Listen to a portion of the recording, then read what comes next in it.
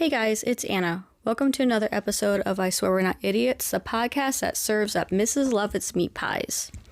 Today we are talking about cannibals. There will be explicit talk of murders, human consumption, sexual assault, human remains, animal abuse, and everything else that goes with cannibalism. If you're sensitive to this type of talk, this episode isn't for you. Viewer discretion is advised. You want to talk about cannibals? Why wouldn't we? So I have two cannibals that are very similar. Karl Denke and Karl Grossman. Okay. We're going to start with Karl Denke. He is called the Cannibal of Munzenberg. So Karl was born in 1860 in South Poland. He was a very difficult child, constantly running away. He was always brought back to the farmhouse by police. Once his father died, his brother inherited the farmhouse, and Karl got some land. He attempted to be a farmer, but he couldn't grow anything. He sold the land to buy a house in Munzenberg, Germany. Due to the rise in inflation, he had to sell his house, but he refused to move and ended up living in like an apartment next to the house. So Karl was well liked. He was known as Papa Denke around town. He played the organ at the church, ran a little shop in town, and he was labeled as a local hero. I really don't know how, but he was. Yeah, no, I mean, it doesn't sound like he did anything wrong. He failed as a farmer. Right. All he did was play the organ. I mean, I guess if church is your thing. One day, a man reported that he just escaped an attacker. Someone was trying to kill him with a pickaxe. The police went to the address reported, which was Karl's apartment. The police thought it had been they had the wrong address. Karl claimed the man attacked him, so he defended himself with a pickaxe. The police took Karl into custody, and they wanted to straighten this whole thing out, because Karl was saying, like, this man attacked me, and the other man saying, like, no, that man attacked me. Karl hung himself in the cell a day after being arrested. So the police found this extremely odd. Like, if you're saying that this man attacked you, why did you just kill yourself? So they went to Karl's apartment. The police went to search his house. They were shocked what they found. In his apartment, they found pots of human flesh, human bones on the table, a belt made of flesh, shoelaces made of human hair, pickled human meat, jars of body fat marked as cooking oil, and identification of 12 travelers. From that amount of remains that were found, an estimated 42 people were killed and butchered. They also found out he was selling the victim's meat at a store he ran. The pickled meat in the store was the same as what they found in his house. Meat was hard to come by during World War I, which is this is when it happened. No one ever questioned where he got the meat because he labeled it as goat meat. With all the evidence, the conclusion is the victims were between the ages of 16 and 76. He targeted homeless and travelers of both genders. 3 women that were killed by him. 3 men were falsely imprisoned for those murders. Oh, those 3 men served 15 years before they were released from prison. So they were in prison for 3 of the women that Karl killed. Doing 15 to life. No, they were just it says they served 15 years. Oh. They were probably doing life in prison. So that's the first cannibal. I mean... And he was selling that meat to people.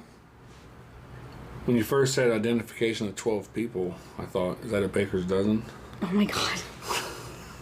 But then I felt, nah, that's not good. That's funny. And then you said there was like 48, and I was like, good. Maybe it's not. No, they only found identification of 12 travelers, but he aimed homeless people and travelers. You say something about 48? He killed an estimated 42 people. 42. Think about all the people that ate people. It's like that, the guy that made hamburgers out of people. Oh, what was his name? He had a... The Hamburglar? Burglar? Hamburger? No, that's McDonald's. I know. No, it was a guy. He was doing that, and he was using the meat to make hamburgers and sell them. Everybody loved them. So let's talk about Karl Grossman. He was known as the Berlin Butcher. He was born in 1863 in Germany. Now, like I said, these two have a lot of similarities. There isn't much to go on, but he was a very disturbed individual. He committed unnatural sex acts with sheep. He had several counts of child molestation and was convicted for fondling a 15-year-old and doing worse to a 4-year-old who ended up dying from the injuries. He served 15 years for those crimes.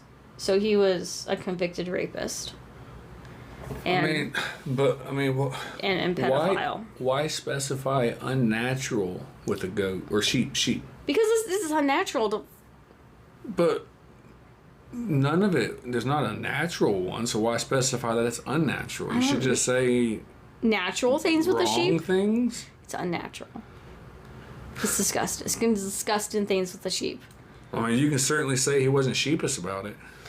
Once he was released, he had a side hustle of selling meat on the black market during World War I. Oh my goodness. Kind of like the same thing as the other Karl, right? It's a rough time for the world. Since meat was hard to come by during World War I, he made a fortune. When the war was over, he opened a hot dog stand near the train station by his apartment. He mainly spent his money on housekeepers and prostitutes. I guess if you have too many of one, you definitely need the other. The housekeepers didn't last long. He had a new one every couple of weeks. He would report them missing. He was eating the help. And not in a good way. Jesus. In 1918, several bodies and body parts began showing up near a nearby canal and reservoir. In 1920, a traveler went missing. She was traveling to Berlin from Dresden. She was later found in a canal. In August of 1921, the police were called to Karl's apartment when neighbors heard screaming and banging followed by silence. The police forced their way into the apartment, and on the bed they found a young woman who was recently been murdered. Karl was taken into custody. I mean, but what kind of... Never mind. No, go ahead. So what kind of screaming was it? Screaming and banging. And then silence? And then silence sounds like, all right, I bet somebody getting killed and somebody getting pleased is two different types of screams. Depends on how they want to be pleased.